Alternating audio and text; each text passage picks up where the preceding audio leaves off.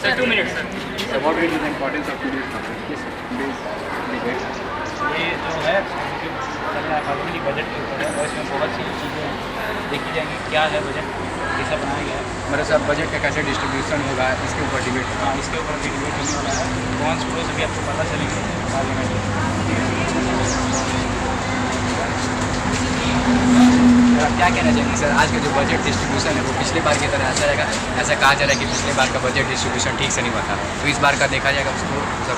हमारी सरकार इस बार भी हर बार की तरह देश को विकास की राह पर ले जाएगी और आज का बजट समाज के गरीब और मध्यम वर्ग को सशक्त करने वाला बजट रहेगा। और मैं यही आशा करता हूँ कि इस बजट से देश के हर एक वर्ग को विकास की राह पर ले जाया जाए। यही हमारा मुद्दा भी रहेगा।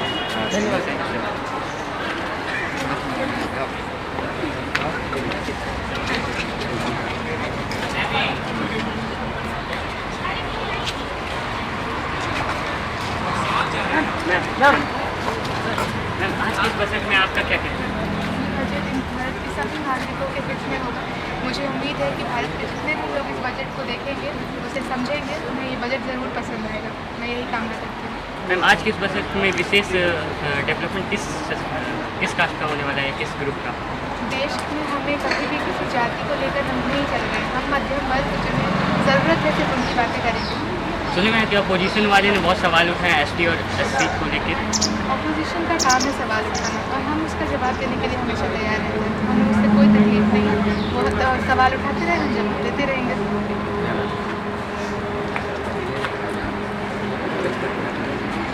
सर वैसे आप सर क्या कहना चाहेंगे इस बजट के डिस्ट्रीब्यूशन को लेकर? मैं तो बस इतना कहना चाहूँगा कि बजट देश के लिए मेरा जितना बल पड़ेगा मैं उतना करूँगा कि देश के हित में रहे, ना कि रूलिंग पार्टी हासिल करे। सर आपको वैसे आपका कहना है कि सर रूलिंग पार्टी जो अपने फेवर में ज़्यादा बजट को डिस्ट्रीब्यूट करता है और वो इस बजट को लेकर मतलब कि वो देश के लिए कुछ कर नहीं पाए।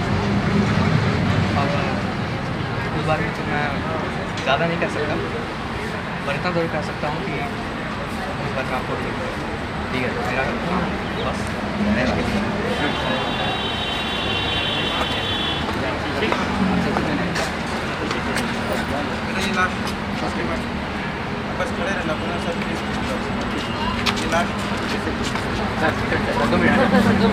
सर आप क्या कहना चाहेंगे इस बजट डिस्ट्रीब्यूशन के डिबेट पर? जी हमारी इस बजट में यही हमारा करना है, हमारा लक्ष्य अंतिम पंक्ति व्यक्ति की सेवा करना है। इसके लिए हम जो कर सकते हैं वो हम करेंगे। धन्यवाद। आपका क्या? इसमें जो बजट है उसमें पेट्रोल के बारे में भी ध्यान देना चाहिए। इसकी आजकल उनका दाम बहुत हाई रेट पे बढ़ रहा है, इसमें मेंटेन करना चाहिए।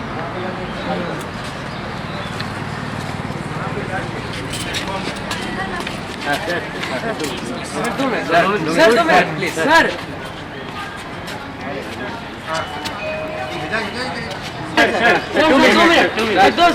प्लीज करोगे सर?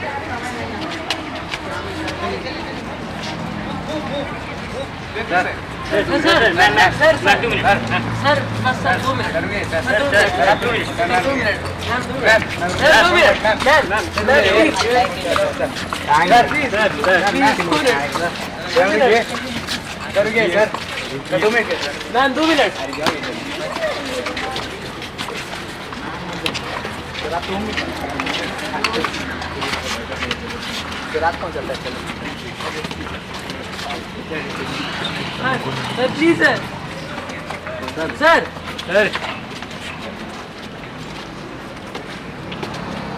बस हो गया।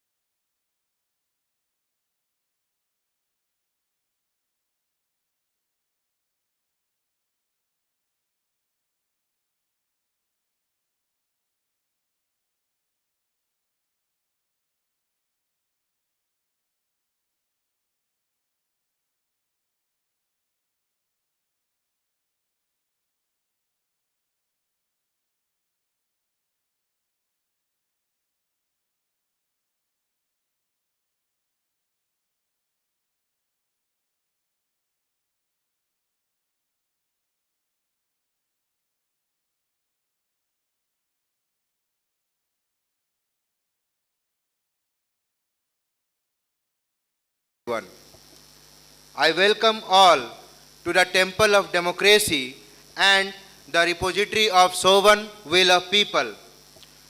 I would like to welcome our respected Vice Chairman Ma'am, Mrs. Sucheta Jain Ma'am. Ma'am, your dedication to the growth and the development of the school is commendable, and we are fortunate to have someone as committed as you steering us forward. Further, I would like to extend a warm welcome to our beloved Principal Ma'am, Mrs. Sahaya Mary, whose tireless efforts ensure that our school continues to excel in both academically and in co-curricular activities. Your leadership and guidance are invaluable to us all.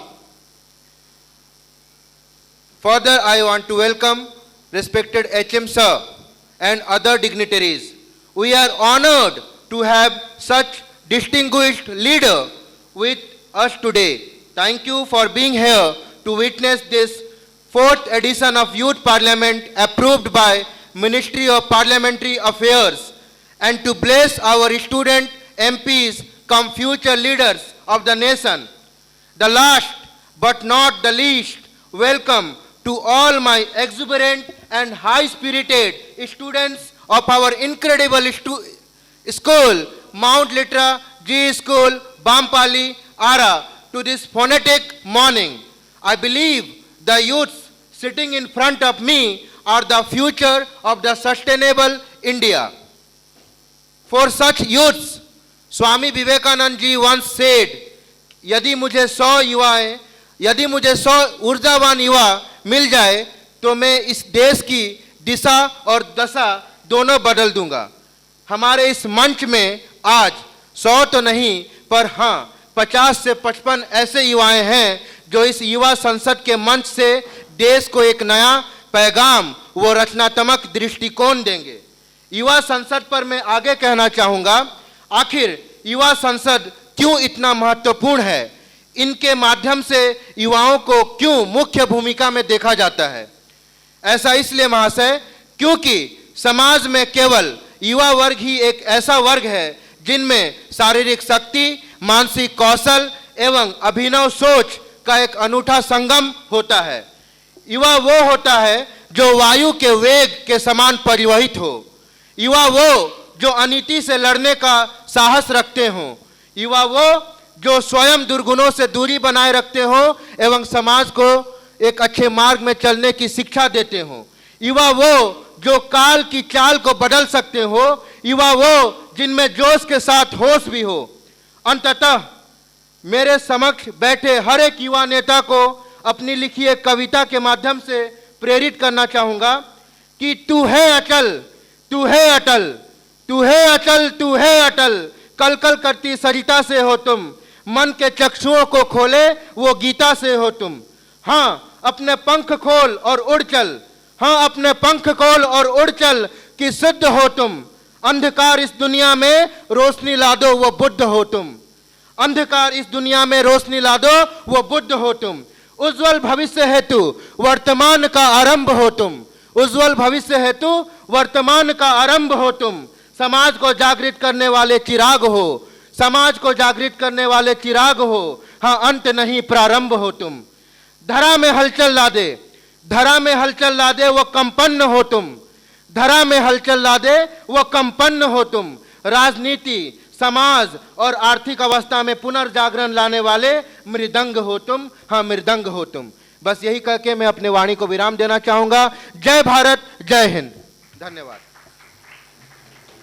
Parliament scheme moving ahead to speaker of the Lok Sabha and marshal. Thank you.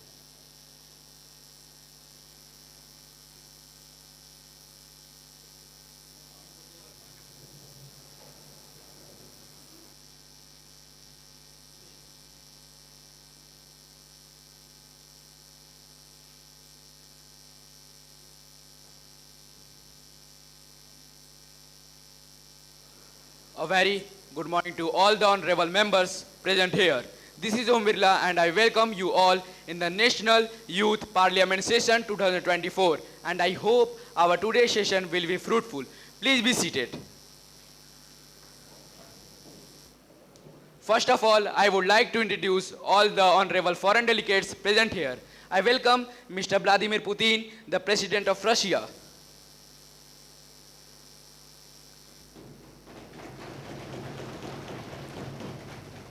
Mrs. Giorgia Meloni, the Prime Minister of Italy.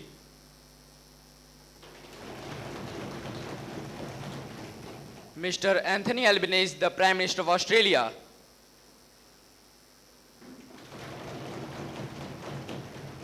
And the press present in this National Youth Parliament session.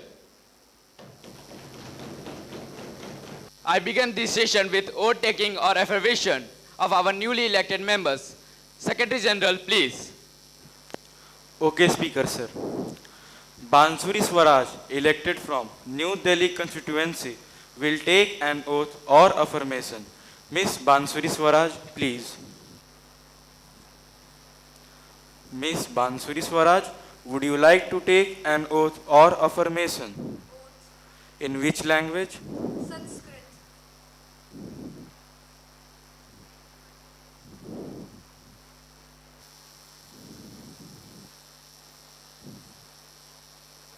अहम बांसुरी स्वराजः यह लोकसभाया सदस्यत्वेन निर्वाचितः ईश्वरस्य नाम्ना शपे यद् अहम विधिना स्थापितं भारतस्य संविधानं प्रति सत्यां श्रद्धां निष्ठां च धारयिष्ये। अहम भारतस्य प्रभुतां अखंडतां च अक्षुण्ण रक्षयिष्यामि तथा यत् पदं ग्रहीतुम् अहम् उद्यतोऽस्मि तस्य कर्तव्यानि श्रद्धापूर्वकं निर्वक्ष्यिष्यामि।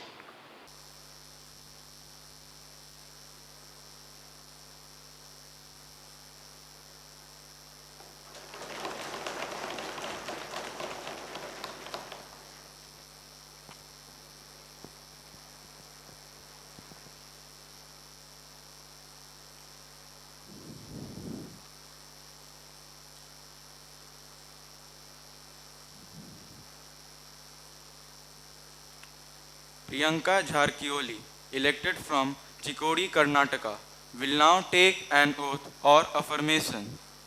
Miss Priyanka Jharkioli, please.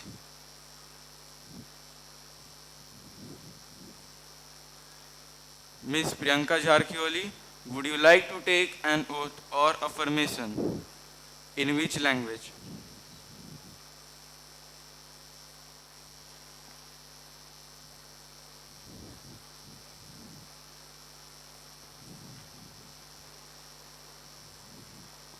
I, Priyanka Jarkiholi, elected as a member of Lok Sabha from Chikkodi constituency through this I swear in the name of Constitution that I shall bear true faith and allegiance to the Constitution of India and hereby uphold the sovereignty and integrity of India.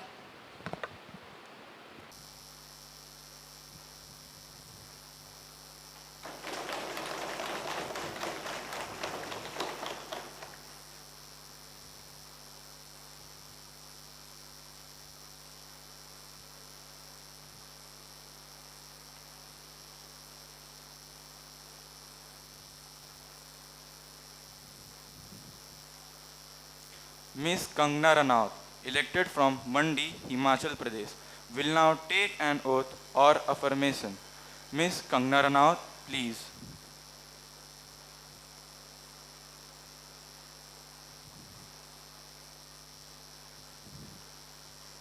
Miss Kangana Ranaut, would you like to take an oath or affirmation? In which language?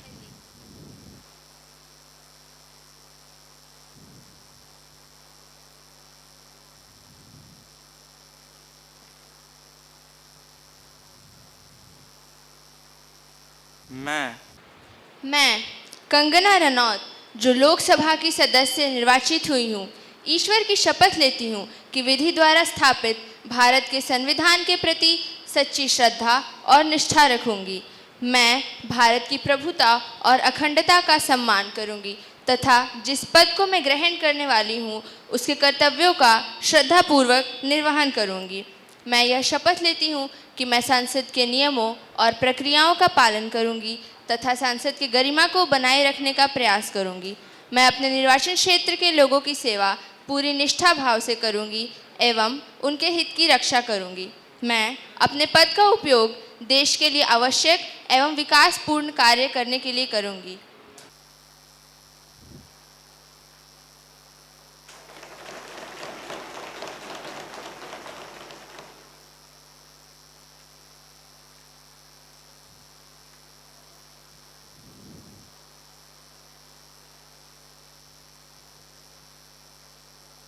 Sudama Prasad, elected from Bhojpur, Bihar, will now take an oath or affirmation. Mr. Sudama Prasad, please. Mr. Sudama Prasad, would you like to take an oath or affirmation? In which language?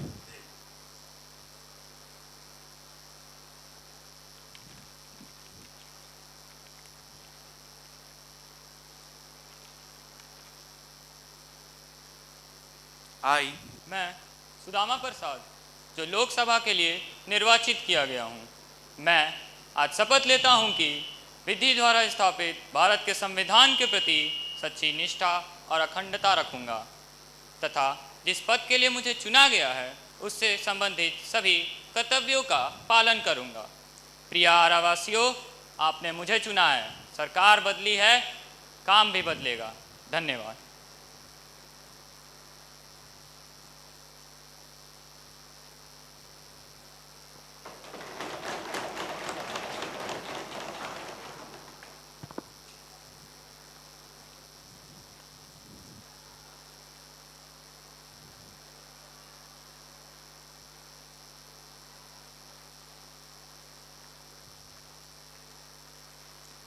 Dr. Prabha Malika Arjun, elected from Devnagari, Karnataka, will now take an oath or affirmation. Dr. Prabha, please. Dr. Prabha, would you like to take an oath or affirmation? In which language?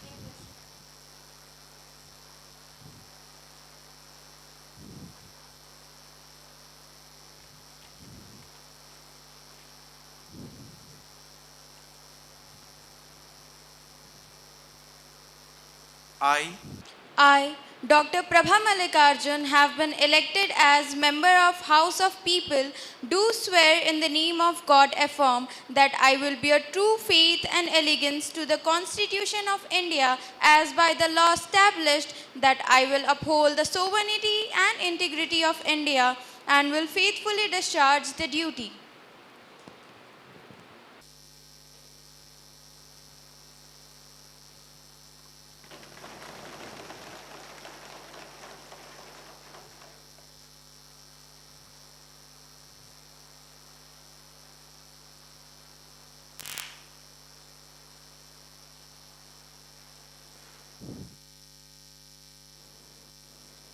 Now, I would like to ask Honorable Finance Minister Nirmala Sitharaman to introduce the annual budget for the year 2025. Please. Honorable Speaker, sir, I, Nirmala Sitharaman, the Finance Minister of India, rise to present the Union Budget for the year 2024-25. This budget is a testament to our unwavering commitment towards building a developing Bharat, a Viksit Bharat. Despite global economic uncertainties, India stands as a beacon of stability and growth. Today, we lay down a roadmap that not only addresses the immediate needs of our citizens, but also paves way for a prosperous and sustainable future.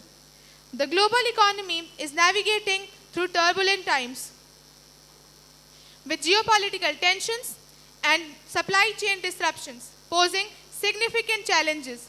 However, India's resilience and robust economic policies have ensured that we remain on a path of steady growth. Our vision for this budget is clear: to drive inclusive growth, foster innovation, and ensure sustainable development. Now, I would like to highlight the key features of this budget. Economic stability and growth. We aim to maintain low and stable inflation, targeting around 4%. This will help in maintaining the purchasing power of our citizens and ensure economic stability. A significant focus will be on boosting employment and skilling. The Prime Minister's package of 5 schemes amounting to Rs 2 lakh crore is aimed at creating opportunities for 4.1 crore youth. Agriculture and rural development. An allocation of Rs 1.52 lakh crore for agriculture and Rs 2.66 lakh crore for rural development will ensure that our farmers and rural communities continue to thrive. This includes support for modern farming techniques, irrigation projects, and rural infrastructure projects. We will launch phase 4 of Pradhan Mantri Gram Sadak Yojana to provide all-weather connectivity to rural habitations. This will enhance access to market, healthcare, and education for rural population. Infrastructure and innovation. Major infrastructural programs will be announced, including enhancement in urban transport and housing under Prime Minister Awas Yojana 2.0.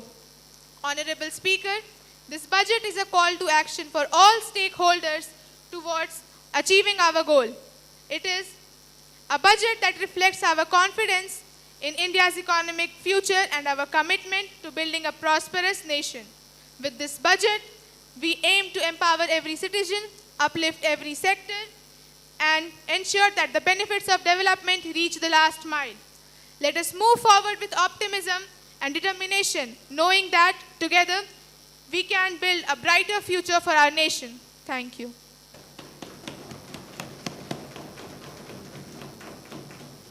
Honorable Prime Minister Narendra Modi, please.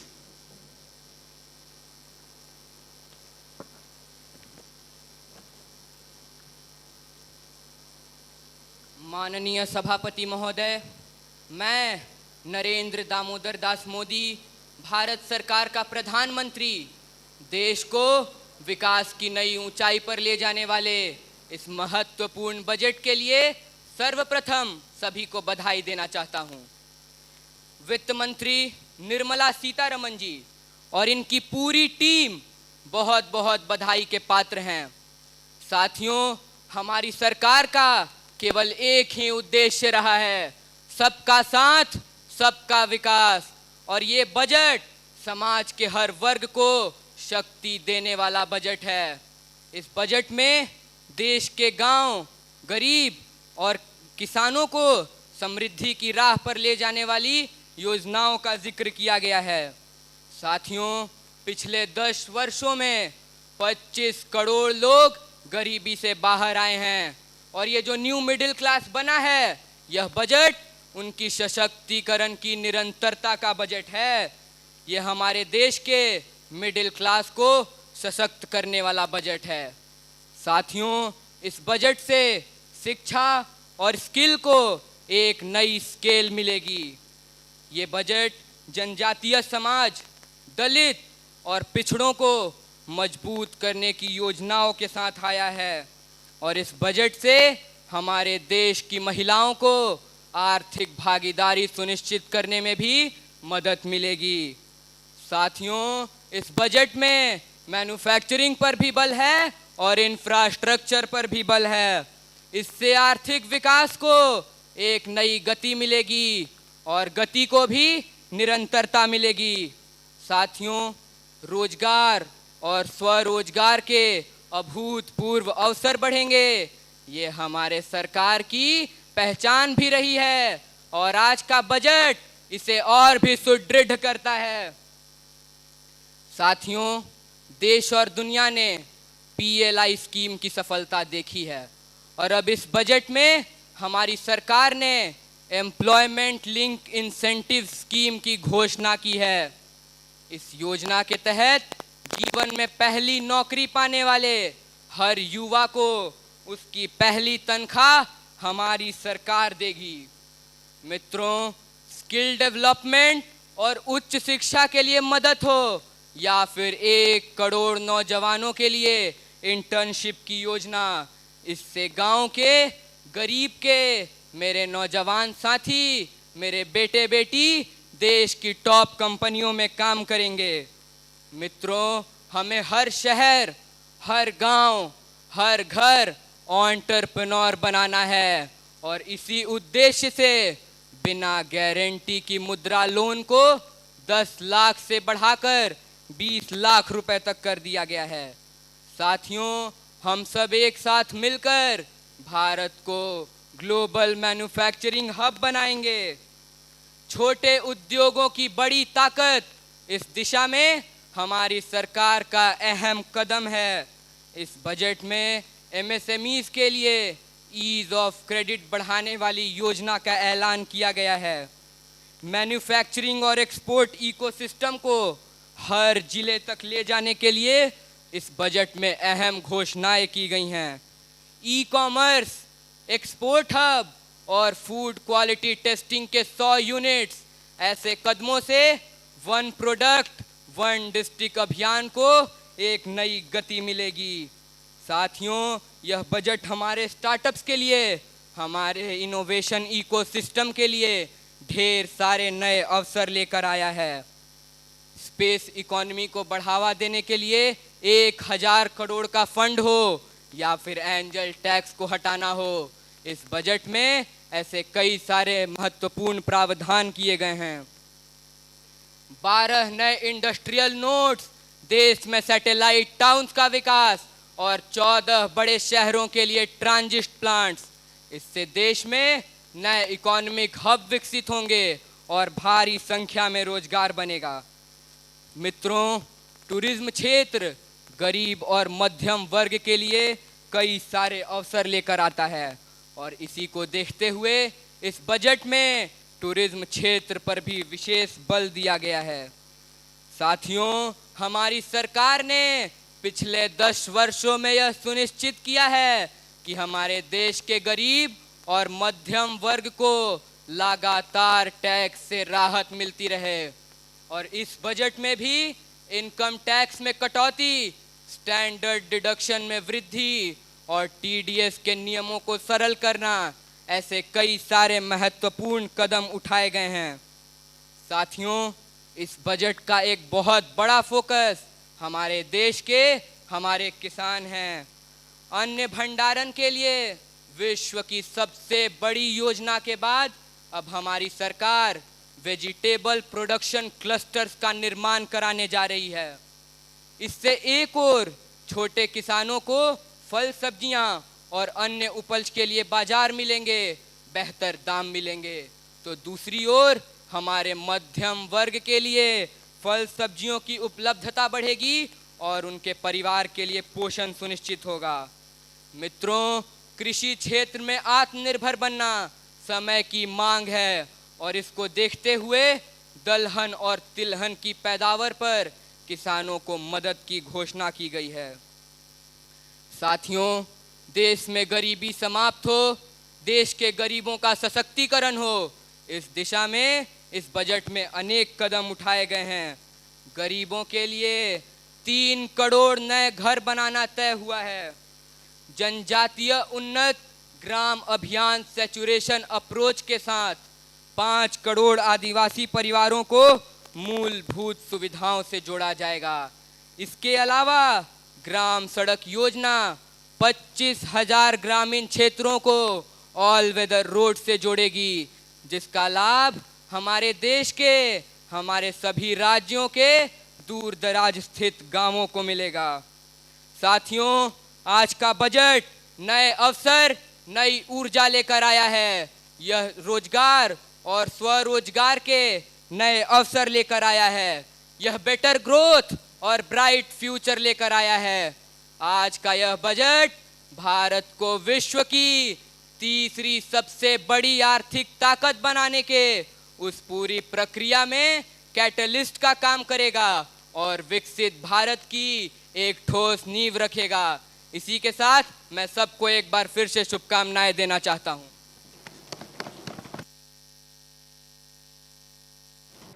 Honorable Leader of Opposition Party, Rahul Gandhi, please. I, Rahul Gandhi, the leader of opposition party, rise today to express my deep concerns regarding budget 2024-2025. Speaker, sir, the budget is portrayed as a progressive step towards the development of India, but it fails to address the real and present issue facing by the millions of citizens of India. Speaker, sir, the government proudly proclaims that budget reduces the fiscal deficit by 4.9%. But let us ask ourselves, what does this reduction mean to an average Indian people who is facing issues like unemployment, inflation, and rising living cost? Speaker, sir, it's just a number for them if it does not translate into better lives for the people. Okay, yes, the budget allocates 2.1 lakh crore job creation. But I asked this government, is this truly enough? Speaker, sir, the unemployment rate among the youths of our country is increasing day by day, and the number of employment which is created by this government in past few years are near to what was promised by government previously. Speaker, sir, our youths and young people who are future of this country are struggling with these issues, and this government is saying it is helping the youths. How it is helping?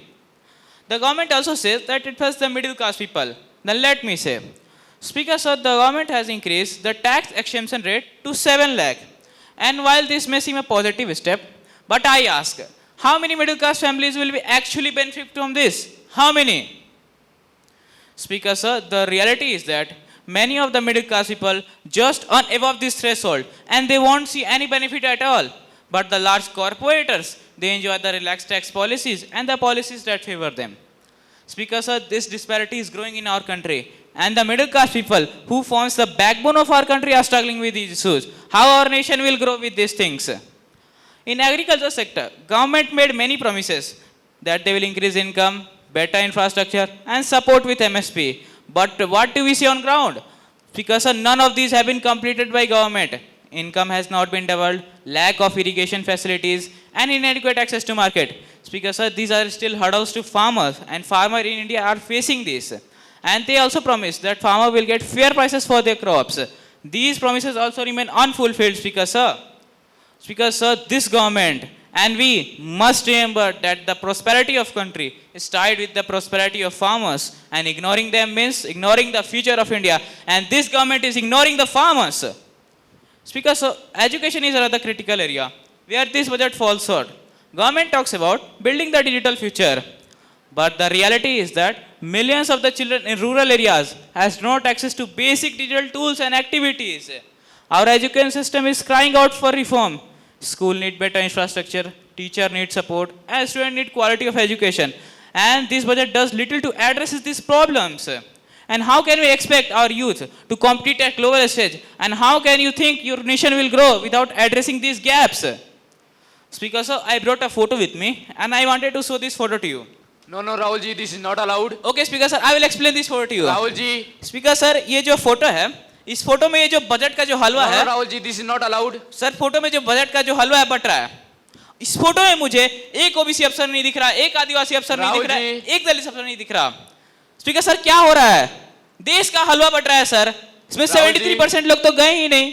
Sir आप लोग ये हलवा खा रहे हो, बाकी देश को तो हलवा मिल ही नहीं रहा है. अब स्पीकर सर, 20 लोगों ने हिंदुस्तान के बजट को तैयार किया है, मतलब स्पीकर सर 20 लोगों ने हिंदुस्तान के हलवे को बांटने का काम किया है। अब उन 20 लोगों में से स्पीकर सर 90% लोगों में से सिर्फ 2 हैं, एक ओबीसी एक माइनॉरिटी। इस फोटो में एक भी नहीं है, मतलब आपने पीछे कर दिया। स्पीकर सर देश में 73% दलित, आदिवासी और पिछड़ा वर्ग है, जो हिंदुस्तान की मेन स्ट्रेंथ है और मेन शक्ति है।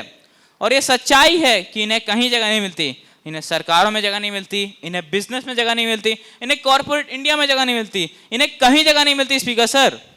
और मैं ये चाहता था कि ये जो बजट है, इस बजट में जो 73% लोग हैं इन्हें कुछ फायदा मिले। लेकिन स्पीकर सर मैं यहाँ पे कुछ और देखे जा रहा हूँ, सरकार हलवा बांटती जाती है, बांटती जाती है, बांटती जाती है। अब बांटता कौन है? वो 2-3% लोग, और बांटता किसको है? वही 2-3% लोग। फाइनेंस मिनिस्टर मुस्कुरा रही हैं। मैडम ये मुस्कुराने की बात नहीं है। Speaker sir at last I will say this budget may serve the interest of few, but it ignores the majority, and this is time for inclusive growth, the growth that uplifts everyone, not just selected few. And this is time for government to listen the voices of people and to work for the social welfare of citizens, not just selected few. Thank you.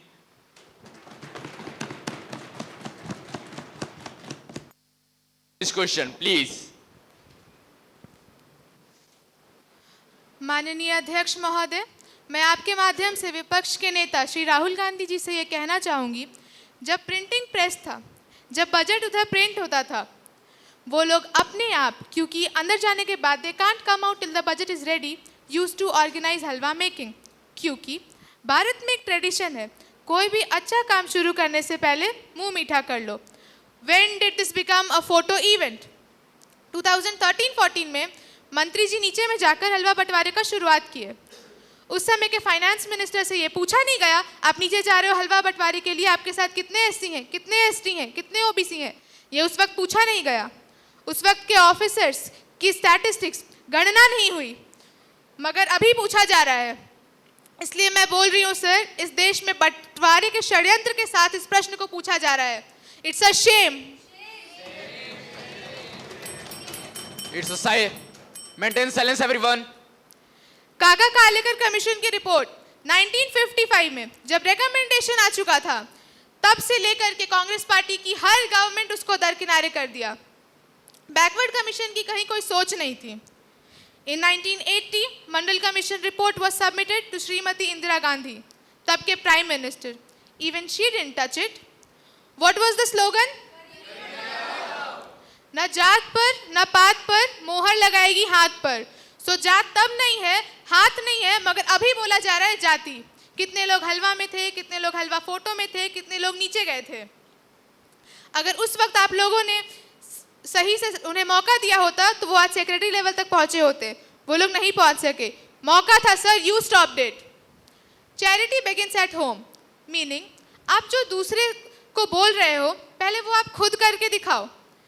मैं पूछ रही हूँ sir, Rajiv Gandhi foundation में कितने पिछड़े वर्ग के लोग हैं, कितने एससी, कितने एसटी हैं? क्योंकि बाहर के वाले लोगों का नाम नहीं लेना है, हमने पता किया है उसमें 9 लोग हैं, कोई एससी नहीं है। Charity begins at home sir. आप पहले आपकी व्यवस्था सही करो, फिर आके हमसे पूछ लो भाई। एससी एसटी लोगों के ऊपर हम सब कुछ अच्छा करने का इरादा रख सकते हैं, मगर जेनरेशन आफ्टर जेनरेशन, दादा परदादा, अगर सबके बयान एक जैसे हैं और काम कुछ नहीं हुआ है, और आप अगर आज जाकर ये सवाल पूछेंगे तो कैसे भरोसा आएगा सर? मुझे बोला जा रहा है कि विपक्ष के नेता जब एससी पे सवाल करते हैं तो फाइनेंस मिनिस्टर मुस्कुराती हैं, हंसती हैं, सर पर हाथ रखती हैं। नहीं, ऐसे एक इमोशनल मैटर को इतना हल्के से डील किया जा रहा है, उसको मैं सर रख रही हूँ। Thank you. Now we begin question hour. Question 1 from the leader of opposition party, Abhishek Banerjee, please.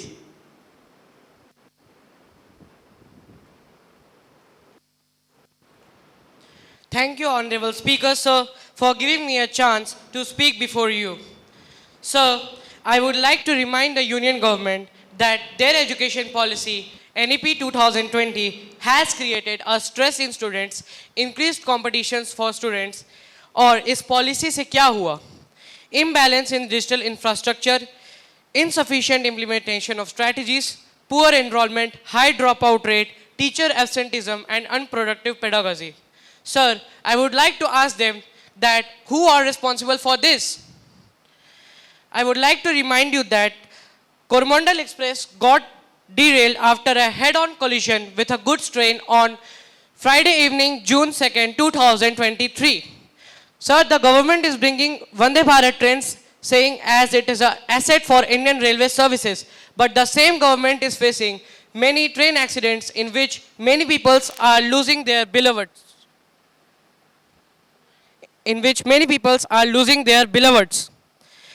Sir, I would like to ask the government that where is the development? Sir, they have removed Article 370 from Jammu and Kashmir when the state assembly was not there. Kashmiris were not asked about it. Sir, why hundreds of troops were called in? Why the landline was turned off? This is my question to the government. Many Ayodhya citizens were displaced from the land which they were owning near the Babri Masjid. What happened to those peoples? Why the Ram Mandir was inaugurated before its completion? Is there any motive regarding 2024 election? वो कहते हैं कि नरेंद्र मोदी राम के प्रतीक है, पर मुझे ऐसा नहीं लगता। सर, मैं आपको कुछ बताना चाहूँगा। अयोध्या कांड अध्याय 18 श्लोक 41 में वर्णित है, इतीव तस्याम परुषम वदन्त्याम न चैव राम प्रविवेश शोकम। अर्थात भले ही कैकेयी के शब्द कठोर थे, परंतु राम उन शब्दों से विचलित ना हुए। लेकिन आज अगर कोई बीजेपी पे हाथ उंगली भी उठाता है तो बीजेपी सपोर्टर्स उसे सोशल मीडिया पे जलील करके रख देते हैं। क्या गवर्नमेंट के पास इसका कोई जवाब है? सर, मैं आपको यह भी बताना चाहूंगा कि अयोध्या कांड अध्याय 19 श्लोक 1 में वर्णित है, श्रुत्वा न विव्यथे राम। अर्थात राम ने उन कष्टदायक शब्दों को सुना परंतु वे शांत थे। लेकिन आज कोई मोदी जी पे उंगली उठाता है तो अमित शाह जवाब देते हैं, रामनाथ कोविंद सिंह वो बोलते हैं, परंतु मोदी जी कुछ नहीं करते। क्या मोदी जी के पास शब्द नहीं बोलने के लिए? I would also remind you that BJP supporters used to say, and it was their slogan, that जो राम को लाए हैं हम उनको लाएंगे, जो राम को लाए हैं हम उनको लाएंगे। I would rather say प्रभु राम आए तो न्याय आया, प्रभु राम आए तो न्याय आया। थोड़ा वक्त जरूर लगा लेकिन इंसाफ आया। BJP not only faced a humiliating defeat from Ayodhya seat, but it also lost the Badrinath seat in last by-elections.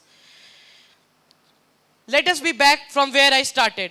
वक्त बदल गया है. The Prime Minister is now leading a shaky, creaky and vulnerable coalition government. The coalition which is just waiting to blow up. Rather than investing in the future of the country, the BJP government is investing for Modi ji's political survival. Sir, it is unfortunate that the government is investing for the Modi ji's political survival on behalf of nation's well-being. The truth is that the Honorable Prime Minister is on borrowed time. You all are on borrowed time. Mark my words. And I would like to end by saying that थोड़ा सब्र रखिए और कुर्सी की पेटी बांध लीजिए क्योंकि मौसम बिगड़ने वाला है। Thank you, sir.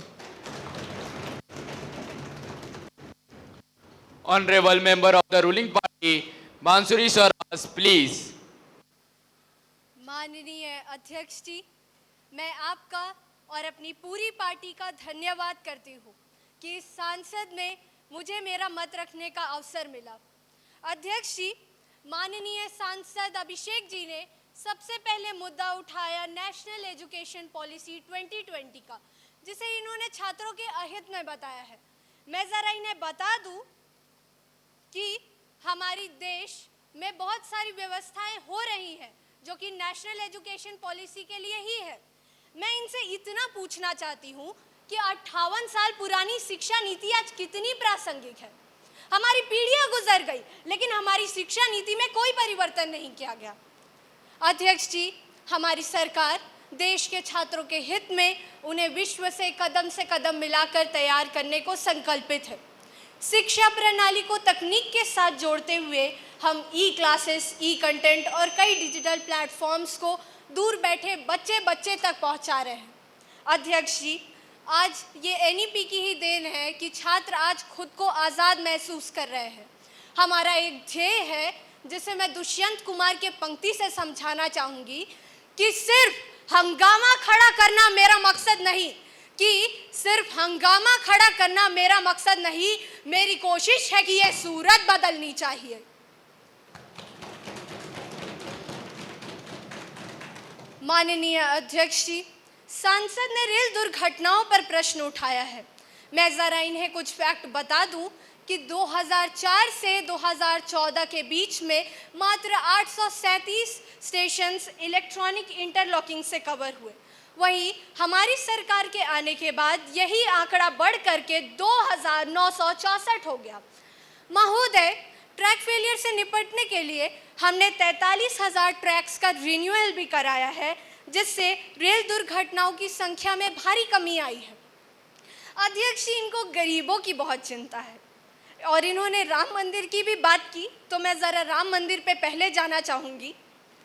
इनका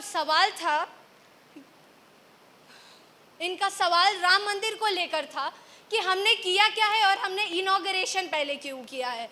मुझे तो हंसी आती है और आश्चर्य होता है कि वो लोग कब से राम मंदिर के हिमायती हो गए जिन्होंने राम मंदिर के विरोध में सुप्रीम कोर्ट में 24 वकील खड़े किए। है आपके पास जवाब? अध्यक्ष जी, राम मंदिर हिंदू या मुसलमान का मुद्दा नहीं था, बल्कि भारत की जय और पराजय का विषय था। इसमें ना तो हिंदू जीता है और ना मुसलमान हारा है, बल्कि जीत हमारे भारत की हुई है। अध्यक्ष जी, रामलला के प्राण प्रतिष्ठा में सभी को बुलाया गया था। विरोध करने वालों को बुलाया गया था, गोली चलाने वालों को बुलाया गया था, और तो और इकबाल अंसारी को भी बुलाया गया था। वो खुशी से आए भी थे, लेकिन महोदय, कुछ लोग तो ऐसे भी हैं जो केवल बातें बनाते रह गए और रामलला के प्राण प्रतिष्ठा में बुलाने पर भी नहीं आए। अध्यक्ष जी, मैं वापस उस चीज़ पे वापस जाती हूँ कि इनको गरीबों की बहुत चिंता है। मैं कुछ फैक्ट्स को दोबारा चुनती हूँ और इन्हें बता दूँ कि जो लोग अयोध्या में विस्थापित हुए हैं उनके पुनर्वास के लिए हमने कई सारी योजनाएं बनाई हैं जिसे इम्प्लीमेंट किया जा रहा है। अयोध्या धाम जो कि एक वैश्विक तीर्थ स्थल बन चुका है और रोजगार के काफ़ी अवसर सृजित कर रहा है। अध्यक्ष जी, माननीय सांसद ने हम पर संगीन आरोप लगाते हुए कहा कि हमारी सरकार मोदी जी का अस्तित्व बचाने के लिए संघर्ष कर रही है। हाँ, हमारी सरकार संघर्ष कर रही है, लेकिन मोदी जी का अस्तित्व बचाने के लिए नहीं, बल्कि गरीबों को बेहतर जीवन देने के लिए। 4 करोड़ गरीबों के लिए घर लेकर आए हैं, 11 करोड़ गरीबों के लिए शौचालय लेके आए हैं, 54 करोड़ गरीबों के लिए जनधन अकाउंट लेके आए हैं। और यही नहीं महोदय, अगर मैं ये आंकड़ा गिनाने बैठ जाऊं तो ये पूरा दिन भी कम पड़ेगा, लेकिन ये विकास की रणनीति खत्म नहीं होगी। अध्यक्ष जी, राम मंदिर कभी बन नहीं सकता और आर्टिकल 370 तो कभी हटेगा ही नहीं, मगर ये वो लोग कहते हैं जो फूलों के हार पहनते हैं, पर हमारे यशस्वी प्रधानमंत्री तो अंगारों के हार पहनते हैं, और जो अंगारों के हार पहनता है वो इतिहास को बदलने में निश्चित रूप से सफल होता है। तो मैं अंत में अपनी सरकार को बधाई देते हुए बस इतना कहना चाहूंगी, अंगार हार उनका जिनकी सुनहाक समय रुक जाता है, अंगार हार उनका जिनकी सुनहाक समय रुक जाता है, आदेश जिधर कर देते हैं इतिहास उधर मुड़ जाता है। धन्यवाद। To from the honorable member of opposition party Lalji Verma, please. मैं लालजी वर्मा, जो अंबेडकर नगर संसदीय क्षेत्र से सांसद निर्वाचित हुआ हूं, कुछ कहने से पहले मैं माननीय स्पीकर महोदय को आभार व्यक्त करना चाहूँगा कि उन्होंने मुझे इस महत्वपूर्ण बजट चर्चा में अपनी बात रखने का अवसर दिया। माननीय वित्त मंत्री द्वारा दिया गया बजट भेदभाव वाला बजट है। देश के किसानों, नौजवानों, पिछड़ों और मध्यम आमदनी वाले लोगों के साथ भेदभाव किया गया है। मैं इस बजट को ध्यान से सुन रहा था और इसका रेलवे वाला सेक्शन तो बेहद ही आपत्तिजनक है। पहले से ही रेलवे की व्यवस्था हमारे देश में बद से बदतर है और लोगों की परेशानियों में शामिल भी है। पहले मैं अपने संसदीय क्षेत्र में रेलवे की बुरी व्यवस्था से आप सभी को वाकिफ कराना चाहूँगा। मेरे संसदीय के क्षेत्र के लाखों लोग मुंबई में रहकर अपना कारोबार करते हैं, पर वहाँ रेलवे की उचित व्यवस्था नहीं है। बस एक साकेत ट्रेन चलती है जो अयोध्या से मुंबई तक चलाई जाती है, वो भी सप्ताह में केवल 2 दिन। मेरी मांग है कि उस ट्रेन को प्रतिदिन चलाया जाए। और तो और पहले एक पैसेंजर ट्रेन चलती थी जो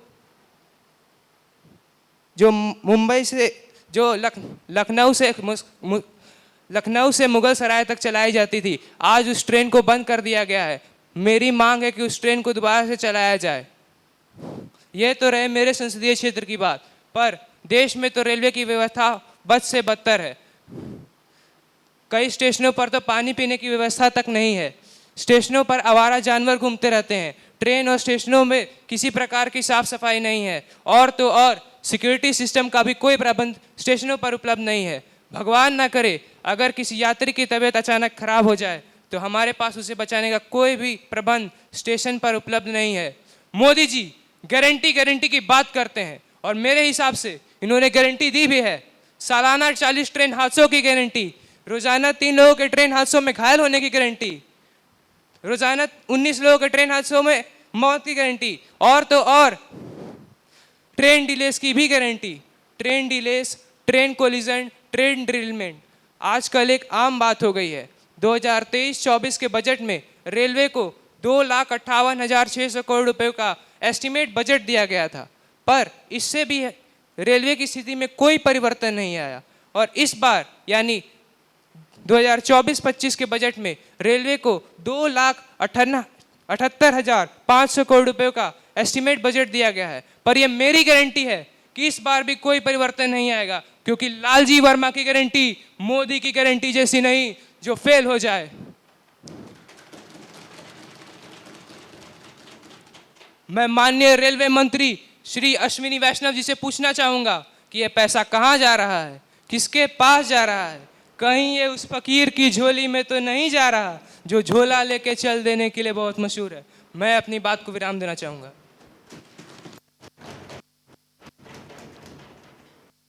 Honorable member of ruling party, Vaishnav, please. माननीय स्पीकर महोदय, मैं अश्विनी वैष्णव जो भारत का रेल मंत्री है, आपका धन्यवाद करना चाहता हूं कि आपने मुझे बोलने का मौका दिया, और साथ ही साथ मैं विपक्ष को भी सराहना चाहूँगा उन हमारे ऊपर उठाए सवालों और मांगों के लिए। श्री लालजी वर्मा जी जो आज हमारे ऊपर सवाल उठा रहे हैं, मैं उसके उत्तर में कहना चाहता हूं कि जिस ट्रेन के बारे में आप कह रहे हैं कि उसे रोज़ चलना चाहिए, उसे 2 नहीं बल्कि 3 दिन चलाया जाता है, जिसे अयोध्या से मुंबई और मुंबई से अयोध्या आने में 2 दिन लगते हैं। इस हिसाब से उसे 6 दिन चलाया जाता है, जिस हिसाब से वो स्टेशन पे 3 दिन पहुंचती है, तो उसे रोज़ चलाना तो असंभव है। और जहाँ तक बात है मुगल सराय से लखनऊ जिस पैसेंजर ट्रेन को चलाया जाता है, उस ट्रेन में भी टेक्निकल समस्याएं हैं, अतः इस कारणवश उसे अभी चलाना संभव नहीं। आगे चलते हुए जो कि आपकी मांगे हैं कि स्टेशनों पे, ट्रेनों में और अन्य जगहों पर व्यवस्था की रिपोर्ट विपक्ष को सौंपी जाए और IRCTC में हुई परिवर्तनों की रिपोर्ट भी आपको सौंपी जाए। जहाँ तक ट्रेन हादसों की बात है माननीय, वो 1.9% से घटकर 0.3% आ गई हैं। लेकिन जहाँ तक विपक्ष की बात मैं जानता हूँ महोदय, वह इस पर भी सवाल उठाएंगे कि वह 0.3% क्यों है। तो इस तर्क में मैं आपको एक बात याद दिलाता हूँ।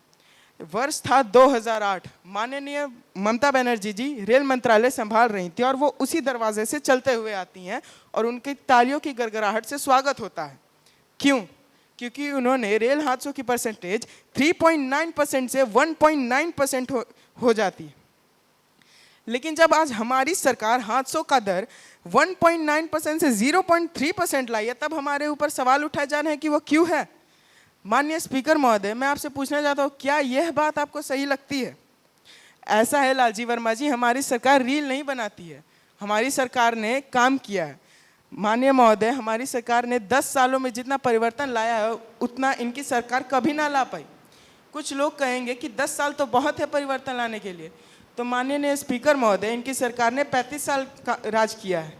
क्या ही कर दिया इनकी सरकार ने जितना आज हमारी सरकार कर रहे हैं। और शुक्र है महोदय कि विपक्ष की सरकार इलेक्शन नहीं जीती, वरना फंड का आधा से ज़्यादा खर्चा तो मोबाइल डेटा और चुनाव प्रचार में ही खर्च हो जाना था।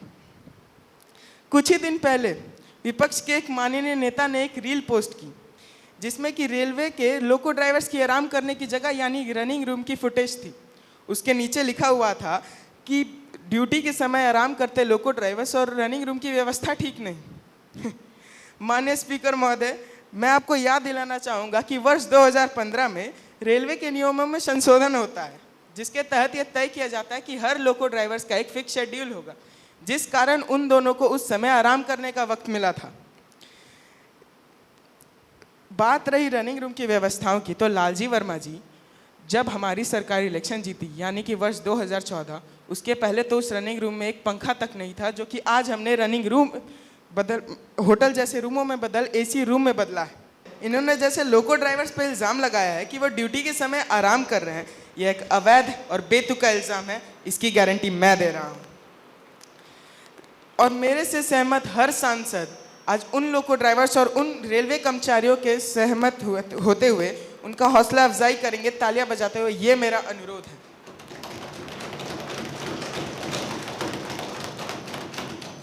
जहां तक बात है IRCTC में हुए परिवर्तन के बारे में, तो enhance digital experience, integration with train food order app, expanded culinary offerings, diverse menus, healthy options जैसे बहुत सारी परिवर्तन लाए गए हैं।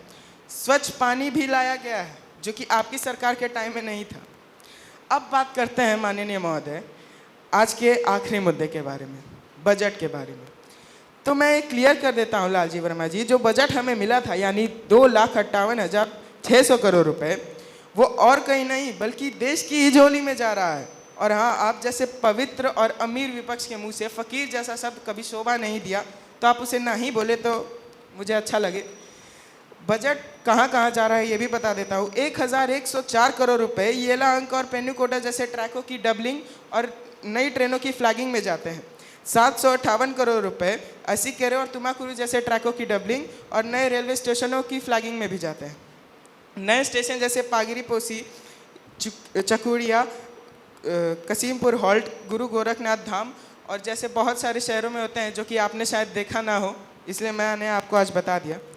माननीय स्पीकर महोदय, मैं बस आज आपसे इतना कहना चाहूँगा कि ये उन लोगों को कहने का हक बिल्कुल भी नहीं है जो आज तक ट्रेनों में सफ़र भी नहीं किया है, और वो हमारे जैसे निष्ठापूर्वक और ईमानदारी से काम करने वाले नेताओं और मेहनती और ईमानदारी से काम करने वाले रेलवे कर्मचारियों पर सवाल उठाए। इसी के साथ मैं अपनी वाणी को विराम देता हूँ। धन्यवाद।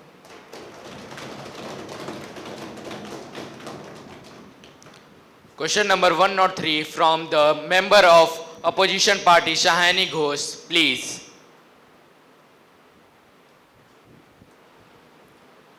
धन्यवाद अध्यक्ष महोदय, आपने मुझे बोलने का मौका दिया। मैं सायोनी घोष यादवपुर लोकसभा क्षेत्र से पहली बार चुनकर इस सदन में आई हूँ, और मैं धन्यवाद देना चाहूँगी अपनी लीडर ममता बनर्जी, अभिषेक बनर्जी और यादवपुर के सारे वोटरों का जिन्होंने मुझे जिताकर इस सदन में भेजा है और ये पैगाम दिया है कि अब नफरत की रणनीति और धोखेबाजी की राजनीति नहीं चलेगी। हालांकि मुझे आज पूरी उम्मीद है कि आज मुझे पूरा बोलने का मौका दिया जाएगा, क्योंकि हाल ही में हुए एक नीति आयोग के मीटिंग में हमारी लीडर ममता बनर्जी जी का माइक ऑफ कर दिया जाता है। माननीय महोदय, मैं ये बताना चाहती हूँ कि वो उस दिन वेस्ट बंगाल के लोगों के हक के बारे में बात करने आई थी, लेकिन उनका माइक ऑफ कर दिया जाता है। आगे जाकर यही लोग आपके लीडरों का माइक ऑफ करेंगे। अभी एक चुनाव बाकी है, अब देख लीजिएगा। Sir, as the all India Trinamool Congress इस सदन और इस देश का 3rd लार्जेस्ट ऑपोजिशन पार्टी है, और हम धन्यवाद करना चाहते हैं कि आप लोगों ने हमें रेलवे, शिक्षा, आज के ये रोड डेवलपमेंट जैसे महत्वपूर्ण विषयों पे चर्चा करने का मौका दिया। Sir, as the road are made by cutting many more trees and plant and also increase the pollution, but the problem is not problem when it was not of the people. लेकिन अगर आप लोगों से पूछेंगे कि इन 10 सालों में क्या विकास हुआ है, तो वो यही कहेंगे कि चाय से शुरू हुई थी सरकार, गाय पे अटक गई और 10 सालों में विकास की मौसी रास्ते में भटक गई।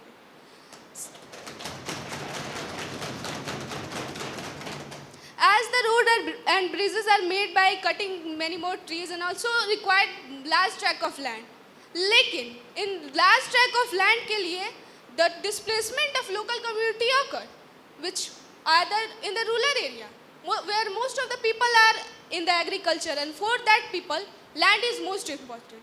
They did not want to give their land because they knew the fact after the formation of road, that road will convert it into that area which is neither useful for the agriculture nor for the transport. So why they give their land? Sir मैं ये पूछना चाहती हूँ कि why every roads and bridges are made only the time of the election, and after the election that road will converted into a worse and worse, and also the mind of that leader also changed. Sir, मैं एक बात कहना चाहूँगी, road minister has made the roads, made reduce the distance, but what about the increase the threat? We have seen that according to NCRB data of 2021, accidental death and suicide rate of India is 1.55 lakh. Approximately 1.55 lakh people were died because of road accident. Transport minister had made the road, but what about the increased death rate? अंत में मैं एक बात कहना चाहूँगी कि we are the members in the Lok Sabha. We have to represent the people in the Lok Sabha, not about to think about the something like increased economy because of increased road network. अंत में एक बात कहना चाहती हूँ कि अगर समय चला गया तो साधना नहीं होगी, अगर भक्त रूठ गए तो आराधना नहीं होगी, और 303 से 240 के आंकड़े बोलते हैं कि अगर इस बार आप चले गए तो दोबारा लौटने की कोई संभावना नहीं होगी. यही बोल के मैं बात खत्म करती हूँ. Thank you sir. Honorable member of the ruling party Nitin Gadkari, please. Speaker महोदय, मैं Nitin Gadkari, minister of transport and highways in India. सबसे पहले मैं शुक्रिया बोलना चाहता हूं शयानी घोष जी को. उन्होंने इस कमाल के विषय पर प्रश्न उठाया. उनके हिसाब से पिछले 10 सालों में बातें चाय पर शुरू हुई थी और सरकार गाय पर आकर अटक गई, और पिछले 10 सालों में विकास की मौसी रास्ते से भटक गई. लेकिन उनको शायद ये नहीं पता कि पिछले 10 सालों में रोड डेवलपमेंट के फिगर्स कुछ ऐसे थे. The road ministry has constructed approx 95,000 kilometre of national highways in India, which will be extended till 1 lakh kilometer at the end of this year. And I also want to let you know that the length of 4-lane highways in India has been increased by 2.5 times, which is the best figure after the independence of our country. और अगर बात रही land acquisition की, specially in rural areas, तो उसके लिए हमने average cost of land for 1 एकड़ ₹60 लाख रखी है, which is a good and decent amount for village areas. और आगे चलकर इन्होंने मुद्दा उठाया एग्रीकल्चर पे. इनके हिसाब से रोड डेवलपमेंट से एग्रीकल्चर इफेक्ट हो रहा है, लेकिन मैं इनको बताना चाहता हूं कि our road development will lead to reduction of transportation cost, change in crop pattern, growth of micro businesses near national highways and state highways. Specially agriculture is helped by material flow in rural areas. और अगर बात ग्रामीण क्षेत्रों की हो रही है तो मैं बताना चाहता हूं कि प्रधानमंत्री ग्रामीण सड़क योजना की मदद से हमने शहर और गांव में कनेक्टिविटी काफ़ी बढ़ाई है और इन्हेंस भी हुई है. इसके तहत हम लोगों ने 7,65,000 kilometre of national highways, 7,65,000 kilometre of rural areas roads का डेवलपमेंट किया है. और आखिरी मुद्दा इन्होंने रोड एक्सीडेंट उठाया. ये काफ़ी महत्वपूर्ण मुद्दा है. इसके लिए भी हमने कई सारे कार्य किए हैं. सबसे पहले हमने 2019 मोटर व्हीकल एक्ट में अमेंडमेंट किया, न्यू रोड सेफ्टी पॉलिसी लागू की, और ना जाने कितने स्टेट में पब्लिक अवेयरनेस कैंपेन भी किए, रोड सेफ्टी इंफ्रास्ट्रक्चर में इन्वेस्टमेंट भी की, और स्पेशली हमने हर प्राइवेट व्हीकल मैन्युफैक्चरर को 6 एयर बैग कंपल्सरी करने का ऑर्डर दिया, जो कि एक काफ़ी इफेक्टिव मेजर है रोड एक्सीडेंट को कम करने का. और आगे चलकर भी इस विषय पर हम काफ़ी कार्य करने वाले हैं. We will try our best to reduce more number of road accident in India. It requires a collaborative effort from an individual and government to prioritise our road safety policy. हमारी रोड्स हमारी prosperity हैं और इसका ध्यान हम हमेशा रखेंगे. इन्हीं शब्दों के साथ मैं अपनी वाणी को विराम देना चाहता हूं. धन्यवाद स्पीकर महोदय.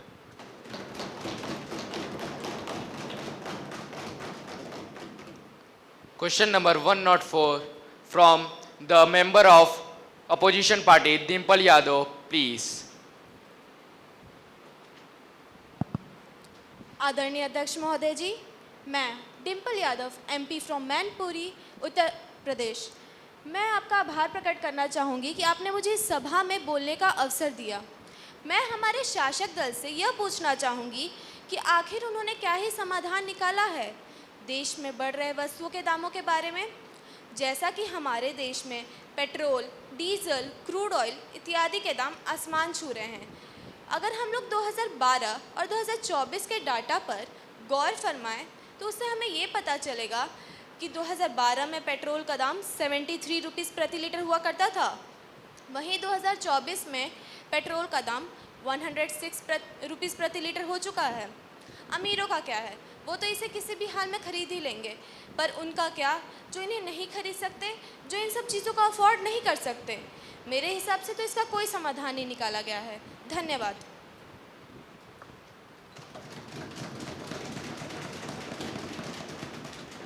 Honorable member of the ruling party, Malvika Devi, please. मैं मालविका देवी, MP फ्रॉम कालाहांडी। माना कि तेरे दीद के काबिल नहीं हूँ मैं, माना कि तेरे दीद के काबिल नहीं हूँ मैं, तो मेरा शौक देख, मेरा इंतज़ार दे।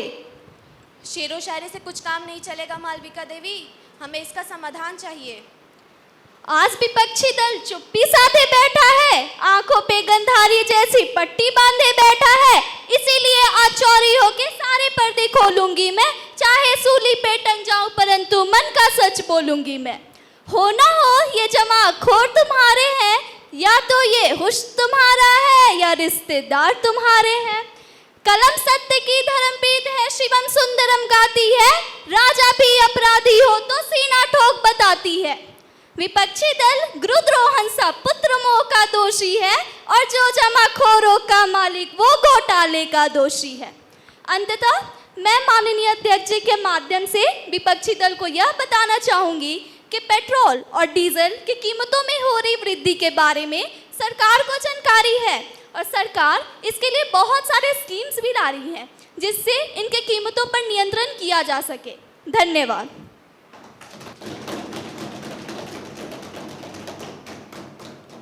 Question number 105 from Honorable member of the opposition party, Akhilesh Yadav, please. माननीय अध्यक्ष महोदय, सदन के सम्मान्य सदस्यगण, मैं अखिलेश यादव आज हमारे देश के बजट के एक महत्वपूर्ण पहलू समावेशी विकास पर चर्चा करने के लिए आप सबके सामने खड़ा हूँ। हाल के समय में हमने कई नीतियाँ देखी हैं जो कमज़ोर वर्गों को उठाने का दावा करती हैं, लेकिन ज़मीनी हकीकत कुछ और ही कहती है। अध्यक्ष जी, मैंने ऐसा हमेशा कहा है, आज भी कहना चाहूँगा, विकास आंकड़ों में नहीं बल्कि जीवन में बदलाव लाने में होना चाहिए। हमारे गृह मंत्री अमित शाह अक्सर एक मजबूत राष्ट्र की बात करते हैं। अध्यक्ष जी, आपके माध्यम से मैं उनसे पूछना चाहता हूँ, जब तक हमारे देश के युवा, किसान और महिलाएं संघर्ष कर रहे हैं, तब तक ऐसी ताकत का क्या मतलब? हमारे देश की असली ताकत ही समावेशी विकास में है। जब हम प्रगति की बात करते हैं तो ये सुनिश्चित करना ज़रूरी होता है कि हर वर्ग को लाभ मिले। जैसा कि मैंने कहा है, अगर युवा समृद्ध होता है तो देश समृद्ध होता है। अध्यक्ष जी, हमारा बजट शिक्षा, स्वास्थ्य और रोजगार पर केंद्रित होना चाहिए। हमारा लक्ष्य अपने नागरिकों को सशक्त बनाना है, न कि उन्हें खोखले वादों के बोझ तले दबाना। सच्चा विकास केवल बुनियादी ढांचे में नहीं है, वे सभी को एक बेहतर जीवन की ओर ले जाने में है, एक बेहतर भविष्य की ओर ले जाने में है। जैसा कि हमने सुना है, जैसा कि हमारे महान नेताओं ने कहा है, हमारा लक्ष्य अंतिम पंक्ति के व्यक्ति की सेवा करना होना चाहिए। अध्यक्ष जी, मैं हमारे गृह मंत्री और इस सम्मानित सदन से आग्रह करता हूँ कि वे वास्तविक विकासात्मक पहलों को प्राथमिकता दें, खोखले घोषणाओं को नहीं। धन्यवाद।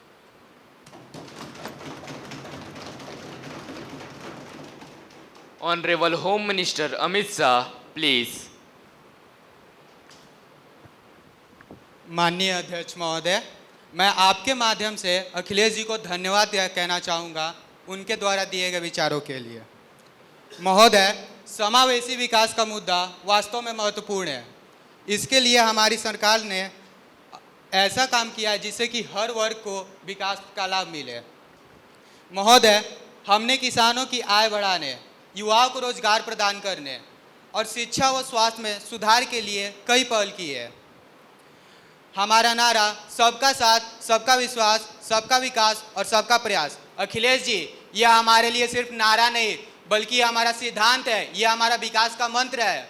महोदय, भारतीय जनता पार्टी जब से सत्ता में आई है तब से लेकर आज तक हमने इसे अपना विकास का मंत्र मानकर इस तरह से विकास किया है जिससे हर वर्ग को विकास का लाभ मिले। महोदय, हमारा लक्ष्य अंतिम पंक्ति के व्यक्ति की सेवा करना है। इसके लिए हमने पीएम किसान सम्मान निधि योजना, उज्ज्वला योजना और आयुष्मान भारत जैसी कई योजनाएं शुरू की है। और महोदय, ये योजनाएं जमीनी स्तर पर किसानों और निम्न वर्गों को लाभ पहुंचा रही है। धन्यवाद।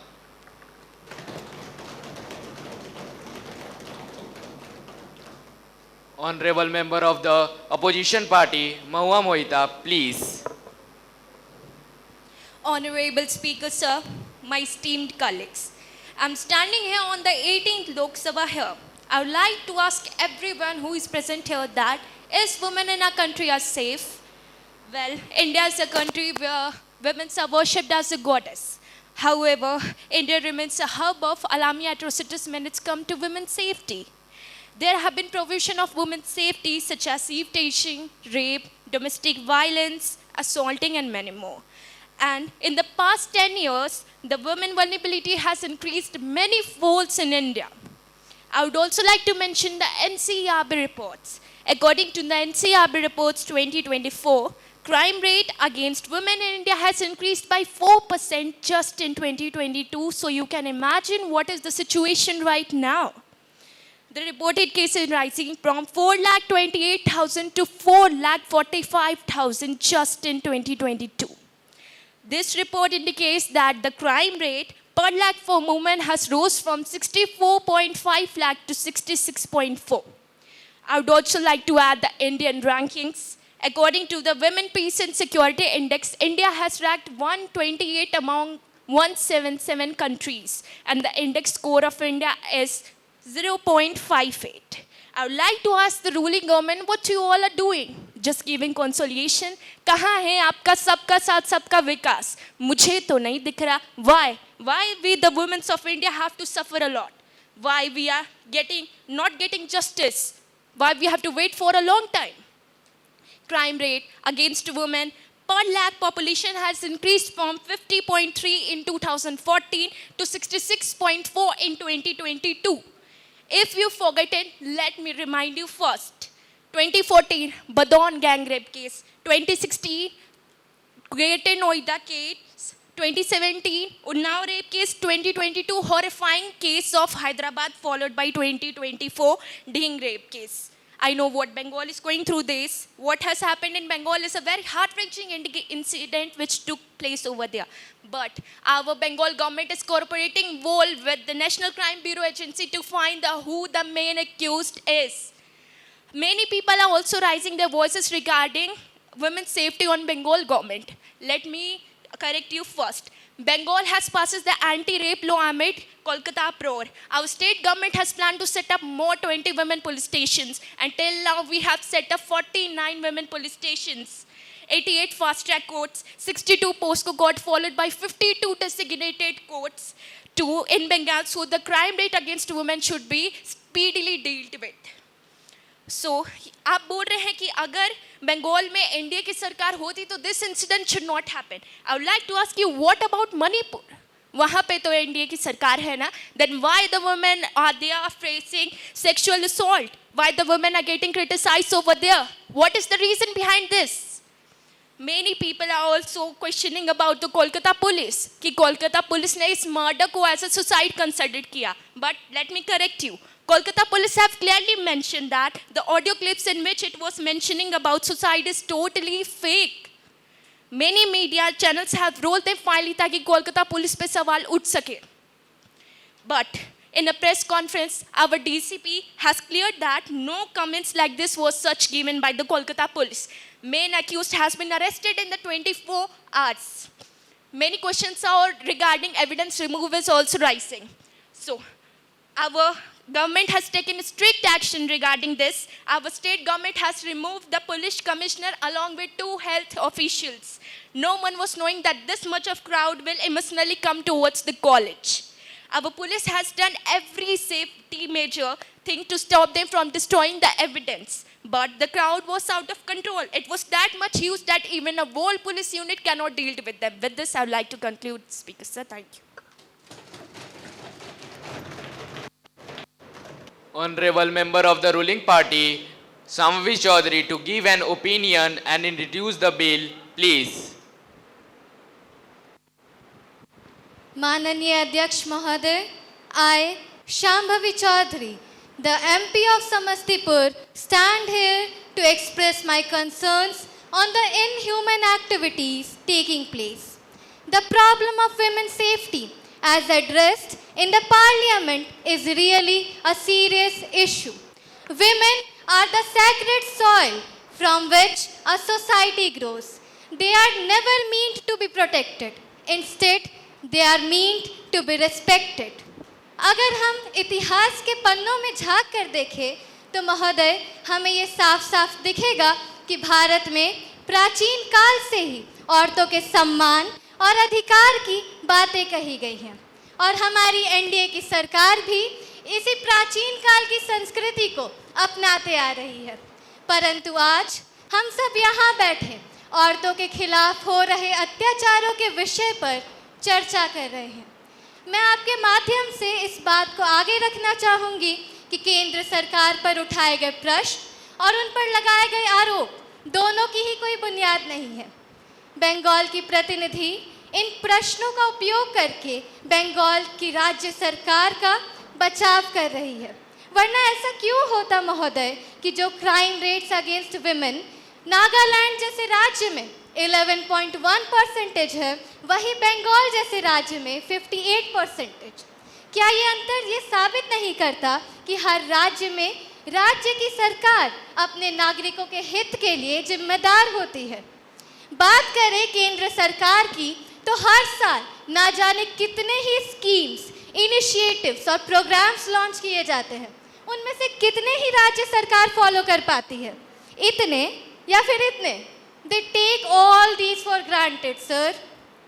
अगर 2024 के बजट की ओर देखा जाए तो more than 3 lakh crores of the Indian rupees is being invested for the benefits of women and the young girls. The active schemes include Mission Shakti that aims to empower women through various schemes like Beti Bachao, Beti Padhao, Nari Adalat and Mahila Police. It is being funded with 3,416 crores. Then we have Nirbhaya Fund that is being funded with 200 crores. We have Samarthya Fund that is being funded with 2,516 crores. Criticism के समय पर courts बनवाना, police stations बनवाना बहुत आसान काम होता है महोदय, लेकिन क्या ये सारे इंस्टीट्यूशंस सच में औरतों को सेफ फील करा पाते हैं या बस इसी कोर्ट को प्रूव करते जाते हैं कि empty promises are the shields of insecure used to deflect criticism not to address it. पहले भी रूल्स को फॉलो नहीं किया गया और उसका नतीजा आज बंगाल की राज्य सरकार अच्छे से झेल रही है। हर जगह केंद्र सरकार को बीच में ला देना एक हद तक ही सही लगता है। अगर राज्य सरकार इतनी ही सक्षम है तो क्यों जब India medical council act of 2019 में ये स्टेटमेंट साफ साफ मेंशन किया गया है कि it is necessary for institutions to provide a safe environment to its people, to its student, then why was it ignored by the state government? ये same statement महोदय कुछ ही अंतर के साथ gazette of India notification 2019, university grants commission guidelines 2016, NAAC और बहुत सारे सुप्रीम कोर्ट जजमेंट्स में भी यूज़ किया गया है। क्या ये सब स्टेट गवर्नमेंट की नाकामयाबी को नहीं दिखाते? The lack of proper investigation is remarkable. It led the High Court to direct the case in the hands of Central Bureau of Investigation, sir. वहाँ की औरतें सेफ कैसे फील करेंगी? कैसे सोचेंगी कि पुलिस उनके नीड्स के लिए तत्पर है? जब 761 police stations as per of 2022 वहाँ की औरतों को नहीं बचा पाए तो उनमें 20, 40 और जोड़ देने से क्या होगा? स्टेट चाहती है उन्हें जस्टिस जल्दी मिले, जस्टिस में डिले भी ना हो, वो भी कैसे? 27 मिनट के फुटेजेस स्टे करके, जबकि बात कितने की हुई थी? 7 से 8 घंटों की। जैसा कि हमारी ऑनरेबल फाइनेंस मिनिस्टर ने कहा कि charity should begin from home, I advise the same to the honourable member of parliament to start the charity to bring the crime rates of Bengal below, so that on a national level the crime rates against women can be demoted. एक दोहा है महोदय, करत करत अभ्यास जड़मती होत सुजान, रसरी आवत जात ते सिल पर पड़त निशान। मैं इसको नज़र में रखते हुए आज एक बिल प्रस्तुत करना चाहूँगी, ये जानते हुए कि स्टेट गवर्नमेंट इसको भी फॉर ग्रांटेड लेगी, इसको भी फॉलो करने में संकोच करेगी। परंतु हे द्रौपदियों, अब तुम्हें शस्त्र उठाने की जरूरत नहीं पड़ेगी, कोई भी दुशासन तुम तक ना पहुंच पाएगा। अंधा राजा अब तुम्हें ना दाव पर लगा पाएगा। तुम मेहंदी लगाओ, देश संभालो, नेशनल खेलो, इंटरनेशनल खेलो, डॉक्टर बनो, इंजीनियर बनो, अब कोई भी तुम्हारी आंखों में आंसू ना ला पाएगा।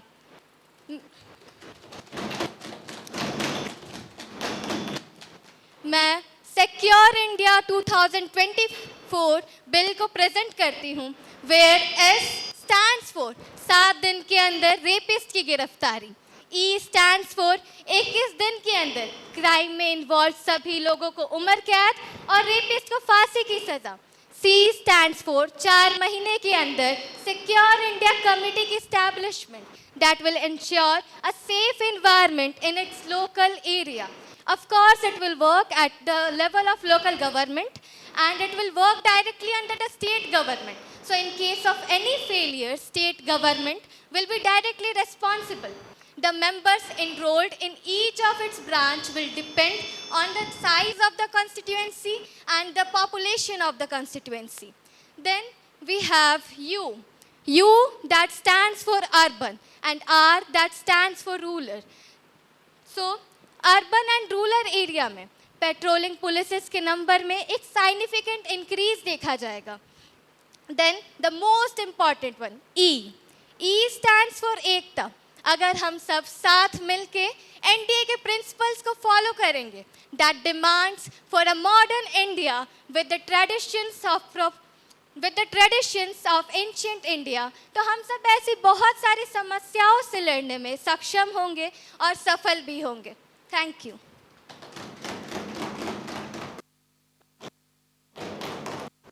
Those who are in the favor of say yes.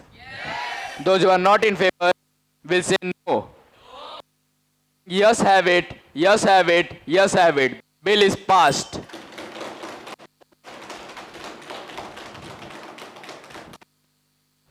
Now let us extend our session further. Honorable member of the opposition party, Manish Tiwari, please. Thank you very much, Mr. Speaker, sir. I am glad the voice of opposition is being equally represented in this parliament. Mr. Speaker, sir, I have a question. Just how can the essence of democracy sustain in a country where its people don't feel secure and can't even put a trust over the government to protect them? खेत के साथ कहना पड़ रहा है, पर कुछ ऐसी ही परिस्थिति आज हमारे देश में दिखाई पड़ती है। मैं ज़्यादा पीछे नहीं जा रहा, बस 2023 5 मेजर आतंकवादी हमले हुए, Dantewada bombing, Jaipur express killing, Pampore attack, और आप ही के कार्यकाल में कुछ और पीछे जाए तो आसाम वायलेंस जैसे अनगिनत आतंकवादी हमले दिखाई पड़ते हैं। The recent and well known Reasi attack, Jammu Kashmir में अमरनाथ की यात्रा से लौटते 33 लोग घायल हुए और 9 लोगों की मौत हुई। और यह कोई छोटी संख्या नहीं है माननीय अध्यक्ष जी, यह बखूबी दर्शाती है सरकार की इन मामलों में नाकामी और नज़रअंदाजी को। क्या ये सरकार इतनी सक्षम भी नहीं है कि ये धार्मिक यात्रियों की सेफ्टी इंश्योर कर पाए? इनके कंधों पर हमारे अनेकों देशवासियों और अनेकों वीर सेनानियों की शहादत की जवाबदेही है, और यह कहते हैं कि इनकी नेशनल सिक्योरिटी पर पकड़ है। अगर ऐसा है तो क्या म्यांमार बेस्ड आतंकवादी हमले नॉर्थ ईस्टर्न स्टेट्स में खत्म हो गए, या फिर क्या या फिर क्या नक्सलवादी हमले जैसे सुकमा अटैक और बीजापुर ब्लास्ट सेंट्रल और साउथ सेंट्रल इंडिया में खत्म हो गए, या फिर क्या आपने JNK को भय मुक्त कर दिया? मैं इनसे पूछना चाहूंगा माननीय अध्यक्ष जी कि आखिर क्या हुआ देश को आतंकवाद मुक्त बनाने का वादा? 10 साल हो गए, आखिर क्या हुई मोदी की गारंटी? ये 400 पार की बात करते हैं ना, ये 400 पार की बात करते हैं ना, पर जब सवाल उठता है कि 400 किलो RDX कहां से आया, तब ये चुप्पी साध लेते हैं कि फिर आखिर क्या है सरकार की उपलब्धियां? खैर, अगर आप नोटबंदी को उपलब्धि मानते हैं तो मैं आपके विवेक पर छोड़ता हूं, क्योंकि हम भी बखूबी जानते हैं कि नोटबंदी कितनी सफल हुई है इस देश में टेरर फाइनेंसिंग कम करने के लिए। India is now rank 14th in global terrorism index, और ये कोई अच्छी खबर तो प्रतीत नहीं होती इस देश के लिए। तो आखिर ये सरकार कर क्या रही है? यह सिर्फ मेरा सवाल नहीं है, इस देश का सवाल है और इस देश के हित में सवाल है। बहुत बहुत धन्यवाद। Honorable Defense Minister Rajnath Singh, please. आदरणीय सभापति महोदय, मैं राजनाथ सिंह, इस देश का रक्षा मंत्री, आपका आभार प्रकट करना चाहता हूं कि आपने मुझे इस संसद सत्र में बोलने का मौका दिया। आज मैं हमारे विपक्ष के नेता श्री मनीष तिवारी जी के सवालों का जवाब देने के लिए खड़ा हुआ हूं। महोदय, ये आतंकवाद के विषय पर हमसे इन्होंने सवाल पूछा है। यकीनन इस विषय पर सरकार की उपलब्धियां बताना ज़रूरी है, लेकिन उससे पहले मैं आपके माध्यम से इनसे ये सवाल पूछना चाहता हूं कि जब इनकी दल की सरकार थी तब इन्होंने इस विषय पर क्या किया? इनके दल ने अपने सरकार के कार्यकाल के दौरान इन प्रमुख आतंकवादी हमलों पर क्या किया? पहला, 2004 धेमाजी स्कूल बॉम्बिंग, जो कि 15 अगस्त को हुआ था। आसाम के धेमाजी नामक एक स्कूल में 15 अगस्त के दिन आतंकवादियों ने बॉम्ब ब्लास्ट किया था, जिसमें 18 बच्चों की जान गई और 35 लोग घायल हुए। दूसरा, 2006 Mumbai train bomb blast. Mumbai के ट्रेनों में 7 की सीरीज में बम फटे थे, जिसमें लगभग 209 लोगों की जान गई थी और 700 लोग घायल हुए थे। तीसरा, 2008 मुंबई अटैक्स। मुंबई की जानी मानी जगह जैसे ताज होटल, लियोपार्ड कैफे और छत्रपति शिवाजी टर्मिनस पर आतंकवादी हमले हुए, जिसमें 175 लोगों की जान गई और लगभग 700 लोग घायल हुए। मैं इनसे पूछना चाहता हूं कि इन्होंने इन हमलों पर क्या किया? इन्होंने ना ही कोई कड़ी कार्रवाई की और ना ही उन आतंकवादियों को मुंह तोड़ जवाब दिया। इनके दल की नेता जो हमारी दल की आतंकवाद पर इतनी आलोचना करते हैं, क्या वो खुद कभी हमारे शहीद जवानों के परिवारों से मिलने गए हैं? क्या होता है उनके पास इतना समय? नहीं, उनके पास तो सिर्फ समय होता है नामी माफियाओं के परिवारों से मिलने का, हमारे शहीद जवानों के परिवारों से नहीं।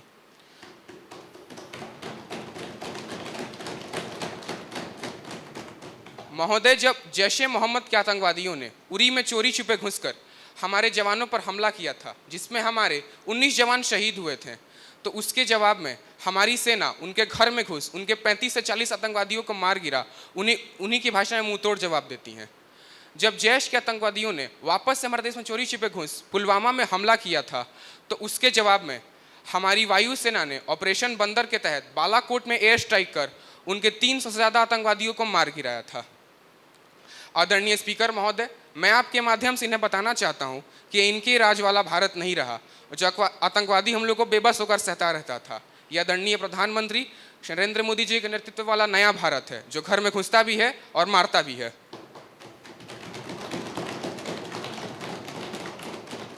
ये पूछते हैं कि हमने क्या किया है। हमने PFI जैसे संगठनों पर कार्रवाई कर उसे बंद करा दिया।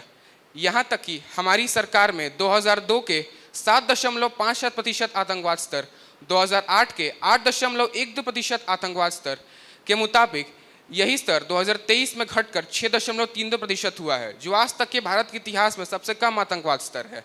और रही बात रियासी की, तो माना कि उसमें हमारी थोड़ी लापरवाही रही है, लेकिन उसके जवाब में हमने उनके 3 से 4 आतंकवादियों को मार गिराया और उन पर कड़ी कार्रवाई की।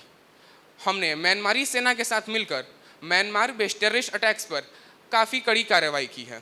ये कहते हैं कि नोटबंदी की वजह से कुछ नहीं हुआ, तो इनकी जानकारी के लिए मैं बता दूं कि नोटबंदी की वजह से, धन की तंगी की वजह से बहुत सारे आतंकवादी संगठनों को उनके ऑपरेशंस करने में काफ़ी दिक्कत हुई है। Lashkar-e-Taiba, Jaish-e-Mohammed, al Qaeda in Indian सब कॉन्टिनेंट, ULFA और NDF जैसे संगठनों को उनके ऑपरेशंस करने में काफ़ी परेशानी हुई है, जिसकी वजह से जम्मू एंड कश्मीर में 63% और LOC के पास 40% तक आतंकवादी हमले कम हुए हैं। ये कहते हैं कि 400 किलो आरडीएक्स कहाँ से आया, तो मैं इन्हें बताना चाहता हूँ कि वो जैश के आतंकवादी अपने साथ लाए थे और वो सारा इस्तेमाल नहीं कर पाए थे और हमने बचे हुए आरडीएक्स को सीज भी कर दिया गया था। लेकिन आदरणीय स्पीकर महोदय, मैं आपके माध्यम से इनसे सवाल पूछना चाहता हूँ कि जब 1993 में इनकी सरकार थी और उसके प्रधानमंत्री थे स्वर्गीय श्री पीवी नरसिम्हा राव जी, तब 1993 मुंबई बॉम्ब ब्लास्ट के दौरान तो भारत में 3000 किलो आरडीएक्स आया था, जिसमें से सिर्फ 400 से 500 किलो इस्तेमाल हुआ था और 1000 किलो सीज कर दिया गया था। बाकी का बचा हुआ आरडीएक्स कहाँ गया? क्या ये उतना आरडीएक्स आज तक ढूंढ पाए हैं? क्या कोई जवाब है इनके पास? दूसरों को पर उंगली उठाने से पहले खुद के गिरवान में भी झांक कर देख लेना चाहिए तिवारी जी। इसी के साथ मैं अपनी वाणी को विराम देना चाहता हूँ। धन्यवाद।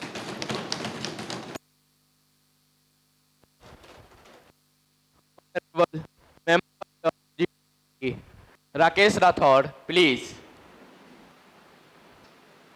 मैं राकेश राठौड़, जो कि सीतापुर निर्वाचन क्षेत्र से निर्वाचित हुआ हूं, आज आदरणीय सभापति महोदय का आभार व्यक्त करता हूं कि आज उन्होंने मुझे सभा में अविश्वास प्रस्ताव रखने का अवसर दिया। महंगे दिन, नौकरी बिन, मोदी सरकार तीसरी बार, फिर भी देश का युवा अभी भी बेरोजगार। सबसे युवा देश को बेरोजगारी के अंधकार में झोंका। The Skill India mission aimed to train 400 million students by 2022, but only 14 million students received training by 2024. Previously, BJP had promised to offer 2 crores jobs a year to the job seekers, but only few job seekers got the jobs. BJP failed miserably to attain its target. Modi ji, the youth, the younger generation of the country doesn't want to listen to your rhetorics. They don't want to listen to your empty promises. They want jobs, J-O-B-S, jobs. Let's talk about the women unemployment, which soared 22.7% in the urban areas. BJP often talks about Beti Bachao, Beti Padhao, but they forgot to mention that Beti ko naukri dilao.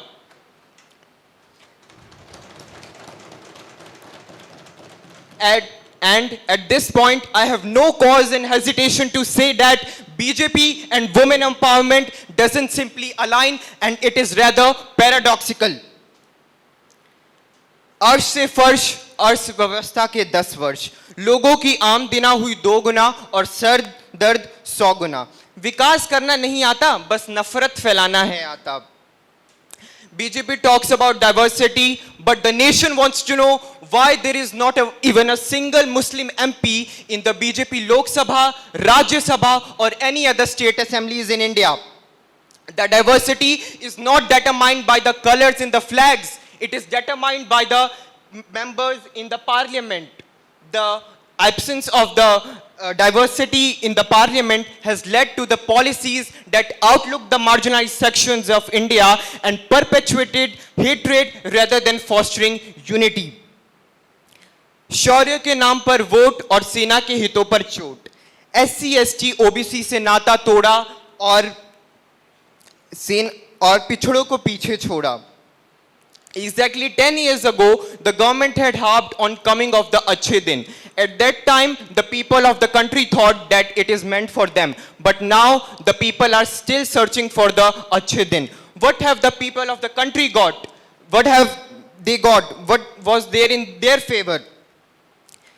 Cooking oils, cooking gas for rupees 1100 beyond, cooking pulses, grocery items beyond the affordable range of the normal people, to the farmers without whom we cannot sustain on this land. What they have got, 3 Kisan bills, that too was unilaterally passed in the parliament without the consent of any state assemblies and the opposition party. Is this the policy of the federalism? Is India a federal country? There is increasing suicides among the farmers, which is threatening, and they only get 27 rupees a day's income. To the youth, the pillars of the country, what they have got, the worst unemployment in the last 45 years. आज देश की जनता ये जानना चाहती है, आज विपक्षी दल आपसे ये पूछता है कि आखिर सरकार कर क्या रही है. अगर देश चलाने नहीं आता तो जो चला सके उन्हें मौका दें और शीघ्र ही अपनी सरकार छोड़ें. धन्यवाद.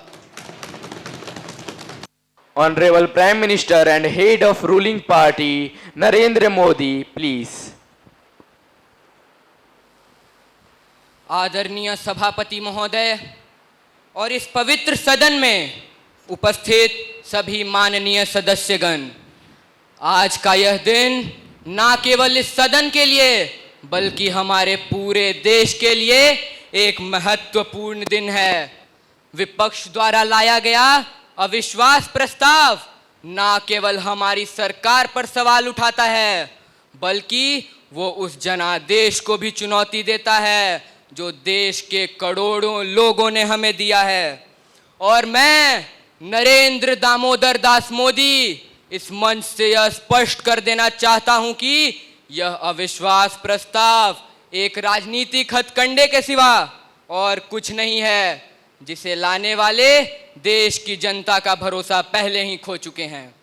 आदरणीय अध्यक्ष जी, पिछले लगातार 3 बारों से कांग्रेस 100 का भी आंकड़ा पार नहीं कर पाई है और यह हम पर अविश्वास प्रस्ताव उठाने चले हैं। मैं राकेश राठौर जी के उठाए गए विषय के संदर्भ में यह बोलना चाहता हूं कि 1991 में हमारा देश दिवालिया होने की कगार पर था, मगर 2014 के बाद जब हमारी सरकार आई तो भारत ने विश्व की शीर्ष 5 अर्थव्यवस्थाओं में अपनी जगह बनाई है। सुधार, प्रदर्शन और परिवर्तन ने मिल के देश को यहाँ तक पहुँचाया है। आदरणीय अध्यक्ष महोदय, शायद आज कांग्रेस यह भूल रही है कि जब पूरा विश्व कोरोना महामारी से जूझ रहा था तब हमारा भारत विश्व गुरु बनकर उभरा था। अध्यक्ष महोदय, यूनिसेफ के अनुसार स्वच्छ भारत गरीबों को सालाना 50,000 तक बचाने में मदद करता है और नीति आयोग के अनुसार भारत में लगातार गरीबी कम हो रही है, मगर कुछ लोग वैश्विक मंच पर हमारी छवि खराब करने की कोशिश कर रहे हैं। लेकिन मैं उन्हें ये बता दूं कि दुनिया सच्चाई जानती है और वह गुमराह नहीं होने वाली, और शायद इसीलिए देश की जनता ने हमारी सरकार पर बार बार भरोसा जताया है और मैं इस देश की कोटि कोटि जनता का आभार व्यक्त करने आया हूं। अध्यक्ष महोदय, मैं विपक्षी दल से यही अनुरोध करना चाहता हूं कि वो सरकार की खामियां ढूंढने के बजाय उसे सरल एवं संपूर्ण रूप से खत्म करने में हमारे सरकार की सहायता करे।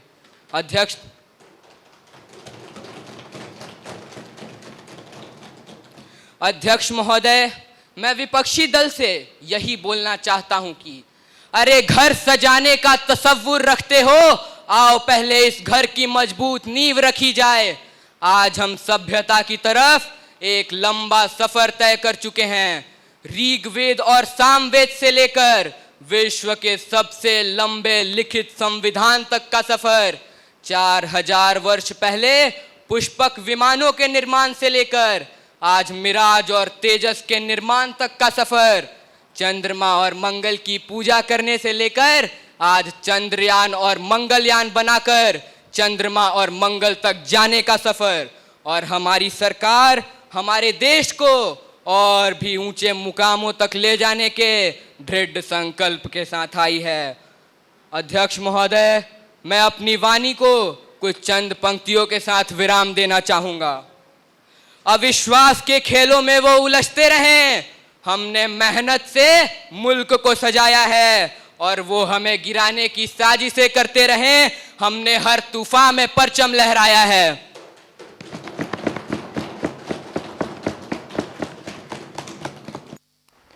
Those who are in the favor of no confidence motion will say yes.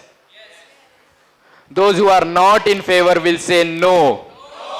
I think no have it, no have it, no have it. The proposal of no confidence motion is rejected. Now we shall move towards the end of session. India is the largest democratic country in the world. The parliament is the heart of democracy. It is a hollow temple where the bills are passed by the people's representative. The ruling party and opposition party makes discussion in the favor of people for their welfare, for the development of various sectors, and provide enrollments, food, and shelter to all the sections of society. This is only possible when Parliament conducts its session smoothly without any disturbance, waste of time and money. So all the members of Parliament should maintain decorum while Parliament is conducted. Then it is only possible to pass the bills in the favor of people for their welfare as per the norms of Constitution. So we have just tried to present an ideal Parliament session. Thank you all. The House is adjourned to meet tomorrow again at 11 a.m. Thank you again, present all.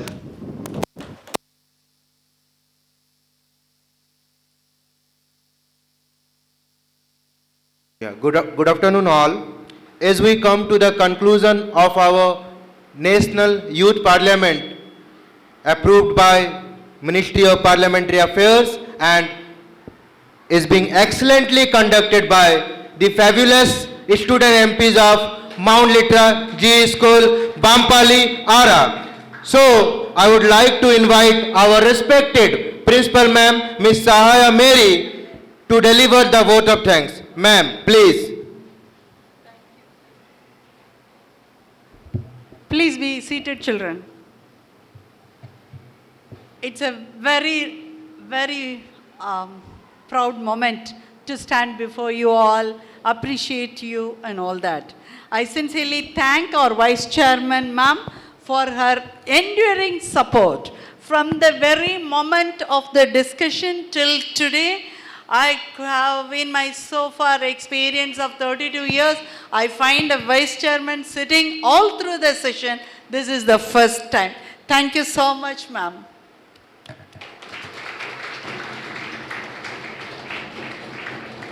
We thank our Chairman, sir, for the same, for his support on conducting this program so beautifully today. And wonderful effort, children. Give yourself a very big applause. The deliverance of speech was so breathtaking. The command you had over the language, the style you flowed through, it was just amazing. I could find that all our politicians and an expert in your own area. Thank you so much for your participation, as well as I thank your parents for supporting the same. Thank you, Mr. Sitagant, for standing behind all these things, connecting them, talking to them, encouraging them, training them, preparing the script, finding the right person for that, and all through this program arrangement until the moment, your work behind this is highly appreciated. All the best. Okay. National.